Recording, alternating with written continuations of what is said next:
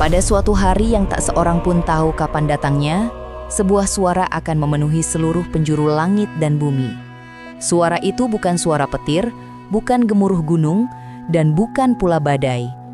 Itulah tiupan sangkakala, momen yang oleh Al-Quran digambarkan sebagai hari ketika seluruh kehidupan berhenti, berubah, lalu dimulai kembali. Selamat datang di channel ini. Jika Anda menyukai pembahasan sejarah Islam, fenomena akhir zaman, dan kisah-kisah yang memperdalam keimanan, jangan lupa like, subscribe, dan aktifkan lonceng notifikasi agar Anda tidak ketinggalan konten-konten mendalam berikutnya. Sekarang, mari kita mulai perjalanan menuju detik-detik tiupan sangkakala, peristiwa dahsyat yang jarang dibahas secara mendalam. Karena semuanya sudah dirangkum hanya di channel Portal Story.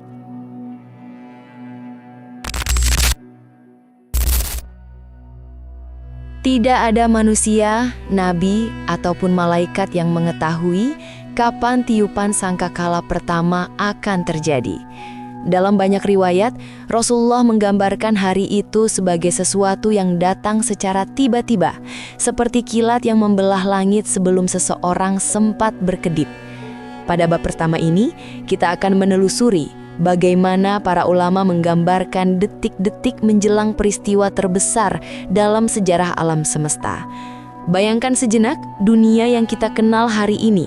Manusia bekerja, tidur, bermimpi, merencanakan masa depan. Lalu tiba-tiba, alam mulai menunjukkan tanda-tanda yang tak pernah terlihat sebelumnya.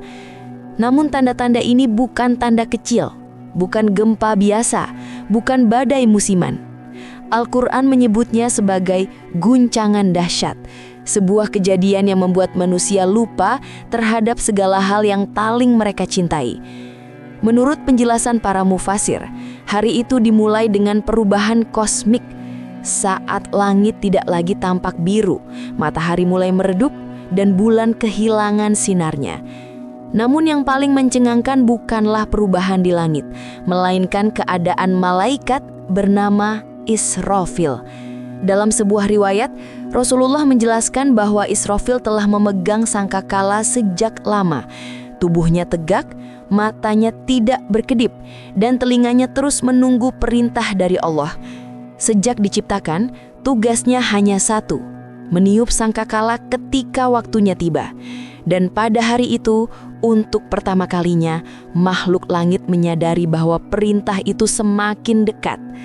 Ulama menggambarkan suasana langit yang penuh ketegangan. Para malaikat berhenti dari tugas masing-masing, tidak ada zikir yang bergaung, tidak ada langkah-langkah malaikat yang biasanya memenuhi langit. Semuanya menunggu. Alam semesta seperti menahan nafas. Di bumi, manusia mungkin masih beraktivitas seperti biasa. Ada yang tertawa, ada yang bekerja, ada yang sedang melakukan dosa, dan ada pula yang sedang beribadah. Tidak ada yang menyadari bahwa sebuah keputusan besar sedang menunggu di langit. Dan ketika waktu itu tiba, segala sesuatu akan berubah dalam sekejap. Bukan hitungan menit, bukan jam, tetapi detik. Pada momen terakhir sebelum suara itu keluar, Israfil menundukkan kepalanya, menunggu izin dari Tuhan semesta alam. Setelah itu, tidak ada lagi penundaan, tidak ada lagi ruang untuk kembali. Momen yang dijanjikan sejak awal penciptaan akhirnya tidak. Tiupan pertama sangkakala disebut nafkhatul faza, tiupan yang menimbulkan ketakutan besar. Inilah saat ketika seluruh kehidupan di bumi dan langit memasuki fase paling gelap dalam sejarah penciptaan. Para ulama menggambarkan tiupan ini sebagai suara yang tidak bisa dibandingkan dengan apapun. Bukan ledakan, bukan gempa, bukan badai. Ia adalah suara yang menembus seluruh makhluk hingga ke inti jiwanya. Begitu suara itu keluar, manusia tidak sempat melarikan diri, tidak sempat menoleh, tidak sempat mengucapkan selamat tinggal atau meminta maaf. Al-Quran menyebutkan bahwa manusia pada hari itu akan seperti kupu-kupu berterbangan. Kebingungan tanpa arah, tidak mampu berpikir jernih. Mereka berlari, tetapi tidak tahu kemana. Mereka memanggil, tetapi tidak ada jawaban. Ulama mengatakan bahwa tiupan ini memiliki efek kosmik, bukan sekedar efek fisik. Gunung-gunung yang kokoh seketika menjadi seperti kapas yang berhamburan. Lautan seolah mendidih, memuntahkan isi perutnya. Hewan-hewan berlarian tanpa arah, sementara burung jatuh dari langit karena atmosfer tidak lagi stabil. Semua sistem yang Allah tetapkan untuk menjaga kehidupan berhenti bekerja pada saat itu juga. Para mufasir menjelaskan bahwa suara sangkakala merambat tidak hanya melalui udara, tetapi melalui dimensi keberadaan. Itulah sebabnya makhluk di seluruh penjuru alam semesta terpengaruh. Malaikat di langit ketujuh maupun serangga terkecil di bumi merasakan getaran yang sama. Akhir kehidupan telah dimulai. Manusia yang sebelumnya sombong menjadi lemah tidak berdaya. Pemimpin, rakyat, orang kaya dan orang miskin tidak memiliki perbedaan lagi. Semua tunduk pada keputusan Allah. Bahkan para jin yang sering merasa lebih kuat daripada manusia ikut lumpuh karena dahsyatnya suara itu. Setelah detaran pertama, bumi memasuki fase kehancuran total. Langit pecah seperti kain tua yang disobek. Bintang-bintang padam, atmosfer terbuka dan kekuatan gravitasi tidak lagi bekerja sebagaimana mestinya. Pada fase ini, sebagian ulama menjelaskan bahwa seluruh makhluk yang masih hidup, tanpa pengecualian, matinya serempak. Alam semesta memasuki sunyi yang belum pernah ada sebelumnya. Ketika kehidupan berhenti sepenuhnya, Israfil pun diam. Sangkakala di tangannya tidak lagi mengeluarkan suara. Tidak ada malaikat yang bergerak, tidak ada manusia yang bernafas, tidak ada bintang yang bersinar. Seluruh ciptaan memasuki keheningan absolut, menunggu apa yang akan terjadi setelah kehancuran total itu.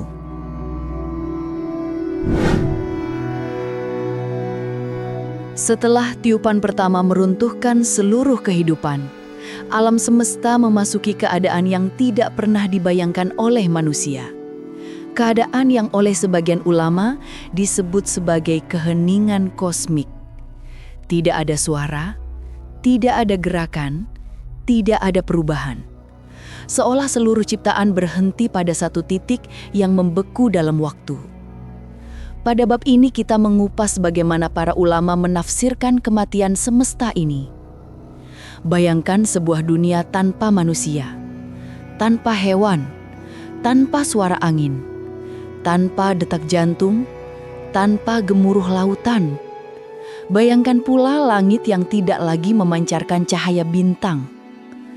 Segala bentuk kehidupan telah dicabut, meninggalkan bumi seperti sebuah cangkang kosong yang tidak lagi memiliki fungsi. Inilah saat ketika kekuasaan Allah terlihat dalam bentuk paling mutlak. Para mufasir menggambarkan bahwa pada momen ini tidak ada makhluk hidup yang tersisa kecuali mereka yang dikecualikan oleh Allah dalam beberapa riwayat. Malaikat-malaikat yang biasanya memenuhi langit dengan zikir juga tidak bergerak. Israfil yang sebelumnya meniup sangkakala tetap berdiri namun dalam keadaan yang tidak lagi bernyawa. Semua berada dalam kondisi mati. Sebuah penghentian total sebelum dimulainya fase berikutnya. Bumi yang hancur tidak lagi memiliki arah mata angin. Gunung-gunung yang dahulu menjadi penyangga bumi telah beterbangan menjadi debu. Lautan yang sering disebut sebagai rahim kehidupan kini seperti cekungan hitam yang tidak lagi memiliki batas. Atmosfer lenyap dan planet-planet tidak lagi dalam orbitnya. Bahkan dimensi ruang dan waktu terasa seakan terlipat. Pada fase inilah menurut ulama, Allah menunjukkan bahwa seluruh ciptaan sepenuhnya berada dalam genggamannya. Tidak ada kekuatan yang bisa menahan tiupan pertama dan tidak ada pula yang bisa menghidupkan kembali semesta selain perintahnya. Inilah jeda besar antara kehancuran dan kebangkitan. Keheningan ini bukan hanya keheningan fisik, tetapi juga keheningan wujud. Tidak ada makhluk yang dapat merasakan, mendengar, atau melihat. Tidak ada ruh yang beraktivitas. Semuanya kosong, seperti lembaran baru yang belum ditulisi. Tetapi lembaran itu masih menunggu perintah selanjutnya. Dan setelah periode hening ini berlangsung, sebuah momen yang jauh lebih besar dari kehancuran akan terjadi. Tiupan kedua, tiupan pembangkitan. Sebuah perintah yang akan menghidupkan kembali seluruh makhluk dari ketiadaan mutlak menuju hari perhitungan.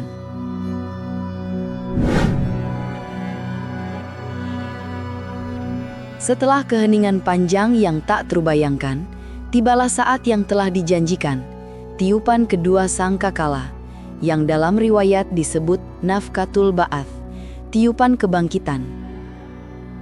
Jika tiupan pertama membawa kehancuran total, maka tiupan kedua membawa sesuatu yang jauh lebih mengejutkan. Kembalinya seluruh makhluk dari kematian menuju kehidupan baru. Kehidupan yang tidak lagi mengenal usia, rasa sakit, atau kematian. Kehidupan yang hanya memiliki satu tujuan, menuju perhitungan. Ulama menggambarkan bahwa sebelum tiupan kedua terjadi, Allah memerintahkan turunnya hujan khusus yang disebut hujan kehidupan.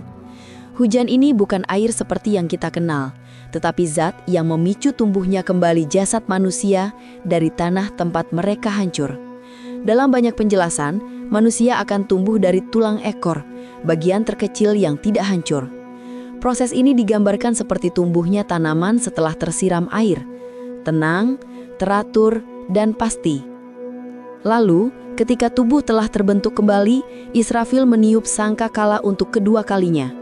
Saat itulah, ruh-ruh yang pernah dicabut dikembalikan ke jasad masing-masing.